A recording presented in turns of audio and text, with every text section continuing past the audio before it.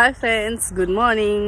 இன்றைக்கி பார்த்தீங்கன்னா ஃப்ரைடே மார்னிங்கே பார்த்தீங்கன்னா பார்க்குக்கு வந்திருக்கோம். என்ன ரீசன்னா ஒரு செடி எடுக்கிறதுக்காக வந்திருக்கோம். ஏன்னு பார்த்தீங்கன்னா இப்போ வந்து ஒரு சங்கிலி தொடர் மாதிரி வீட்டுக்குள்ளேயே வந்து கோல்டு, அதுவும் விண்டர் ஸ்டார்ட் ஆனதுனால மாறி மாறி எல்லாருக்கும் கோல்டு வந்துகிட்டே இருக்குது. ஸோ இன்றைக்கி ஒரு கசாயம் காய்க்கிறதுக்காக நொச்சி பறிக்கிறதுக்காக வந்தேன். நொச்சியும் கொஞ்சம் வேப்ப இலையும் எடுக்கணும்.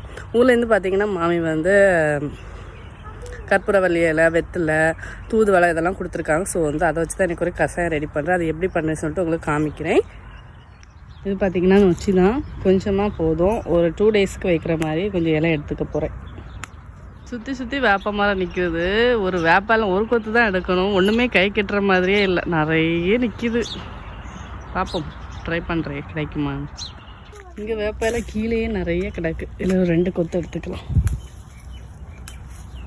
2 கொத்து வேப்பையில் இந்த கஷாயம் ரெடி பண்ணுறது பார்த்தீங்கன்னா வெத்தலை எடுத்துருக்கேன், கற்பூரவல்லி, தூதுவளை, கொஞ்சமாக 2-3 இலை, சின்ன இலைனால வேப்பலை, துளசி, அடுத்து வந்து மறந்துட்டா நொச்சி, அடுத்து வந்து பார்த்திங்கன்னா சுக்கு, திப்பிலி, கிராம்பு, அப்போது பார்த்திங்கன்னா மிளகு போடணும் இடித்து, கொஞ்சமாக மஞ்சள் தூள் இவ்வளோ போட்டு நம்ம தண்ணி ஒரு 2 கப் வச்சு ஒரு கப் ஒரு அளவுக்கு நம்ம வந்து காய்ச்சி எடுக்கணும். இதில் வந்து கொஞ்சமாக மஞ்சள் தூளும் சேர்த்துருக்கேன். நம்ம வந்து குழந்தைங்களுக்குன்னா நான் 1 சங்குலேருந்து 2 சங்கு கொடுப்பேன். நம்ம பெரியவங்களுக்குன்னா ஒரு 3/4 கப், அரை கப் குடித்தா போதும். 2 டேஸ்க்கு இந்த மாதிரி எடுத்துக்கிட்டோம்னா ஓரளவு கோல்டு, காஃப் எல்லாமே சரியாகும்.